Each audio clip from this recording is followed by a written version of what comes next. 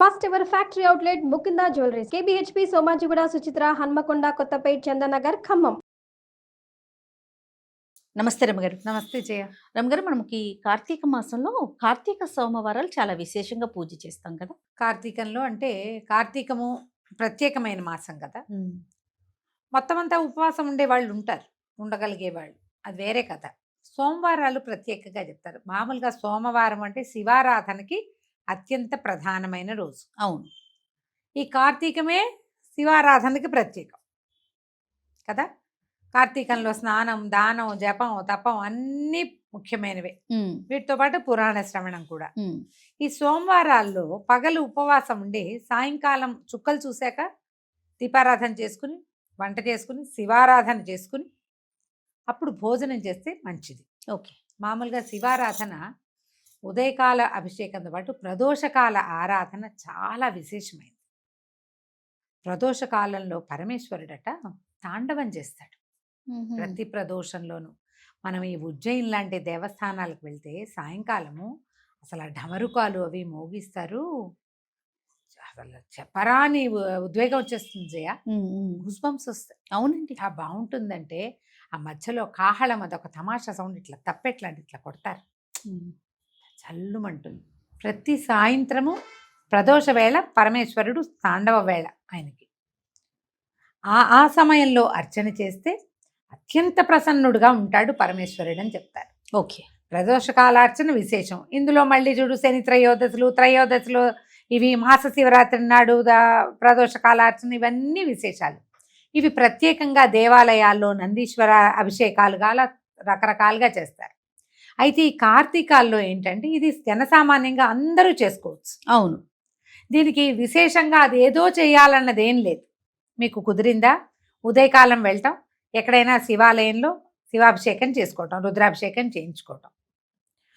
ఎక్కడైనా ఇవి చేస్తారు కదా, మృణ్మయ లింగాలతో మట్టి లింగాలకి అభిషేకం చేస్తారు, సహస్రలింగార్చన అవి చేస్తారు. కుదిరితే 12 ఈ 11 ద్వాదశ ఏకాదశ రుద్రాభిషేకము జరుగుతుంది సోమవారం నాడు. ఏ దేవాలయంలో మీకు అవకాశం ఉంటే అక్కడికి వెళ్ళి అర్చన చేసుకోవటం. ఇంట్లో మీకే అవకాశం ఉండి ఇంట్లోనే శివలింగం ఉండి మీకు ఎవరైనా పెద్ద ఈయన వచ్చి అయ్యగారు వచ్చి చేసేది ఉంటే చక్కగా చేయించుకోవచ్చు. అది ప్రత్యేకమైన రోజులు కాబట్టి. ఓకే. లేదు మనకు అది లేదు ఇది లేదు, ఏం పర్వాలేదు, ఒట్టి ఓం నమ శివాయ దండం పెట్టుకోండి. పగలు ఉపవాసం ఉందాం. మీ ఇంట్లో ఒక చిన్న శివలింగం ఏదైనా ఉంటే 3 ఉద్ధరణలతోటి నమశివాయ చెప్పుకుంటూ వెయ్యండి. స్వామివారి మీదకి నీళ్ళు సమర్పించండి. మేము పాలు, పెరుగు, నెయ్యి, తేనె, పంచదార, టెంకాయ నీళ్ళు ఇవన్నీ నేను చేస్తాను. లక్షణంగా చేసుకోండి. ఓకే. పర్వదినాలలో ఏంటంటే సాంగంగా చేయటం ఎంత అద్భుతమైన విషయమో చెయ్యటం అంత అద్భుతమైన విషయం. అసలు చేయటం మానేయకుండా మీకు అవకాశం ఉన్నంత ఆరాధన చేసుకోండి. పగలు ఉపవాసం, ఆహార స్వీకారం లేదు. దాంతో పాటుగా ఎక్కువగా మౌనాన్ని ఆశ్రయించండి. సోమవారాల్లో మనం ఇవాళ ఖాళీగా ఉపవాసం, వంట లేదు కదా అని బజార్ వెళ్ళటం, వంట లేదు కదా అని ఫ్రెండ్స్ ఇళ్ళకి వెళ్ళటం, ఇలాంటివి చేయకండి. ముచ్చట్లు, వినోదాలు ఉండకూడదు. విందులు ఎలాగూ లేవు, వినోదం వద్దు. వినోదం కాకుండా శివనామ స్మరణతోటి సమయం గడపండి. కాలం పొద్దుపుచ్చండి. మనకు నడవాలి కదా సాయంకాలం దాకా. అవును. శీతాకాలం వచ్చేసింది, 6 అయ్యేసరికి చీకటి పడి. అవును. చీకటి పడేసరికి ఈ ప్రదోష కాలంలో దీపారాధన చేసుకోండి. ఓకే. 6:6 అయ్యేసరికి సూర్యాస్తమయం అవగానే దీపం పెట్టడం. ఆ సమయంలో ఓం నమ శివాయ అసలు ఒట్టి పంచాక్షరిని 100 సార్లు చదువుకోవటమే అద్భుతమైన ఫలితాన్ని ఇస్తుంది. కుదిరి ఆ సమయంలో మీరు ఏ దేవాలయానికైనా వెళ్ళి దీపం పెట్టుకున్నారా ఎక్సలెంట్గా ఉంటుంది, చాలా మంచిది. అవకాశం దొరికితే. ఓకే. మీరు ఉద్యోగస్తులు, అది మీకు ఛాన్స్ లేదు, అవకాశం లేదు, నామస్మరణ చేసుకోండి. అమోఘంగా ఉంటుంది నామస్మరణ చేయటం. తర్వాత ఇంటికి వచ్చి మళ్ళీ ఒకసారి స్నానం చేయటము, అవకాశం మీకు ఆరోగ్యం సహకరిస్తే, లేకపోతే కాస్త కాళ్ళు చేతులు మొహం కడుక్కుని బట్టలు అవి మార్చుకుని ఒక మాట దేవుడి దగ్గర దీపం పెట్టుకుని దండం పెట్టుకుని ఏదైనా చదువుకున్నది ఏదైనా ఓళ్ళన్నా శివ పంచాక్షరి ఎన్ని ఉన్నాయో నామాలు. అవును. ఎన్ని రకాల స్తోత్రాలు ఉన్నాయి. మన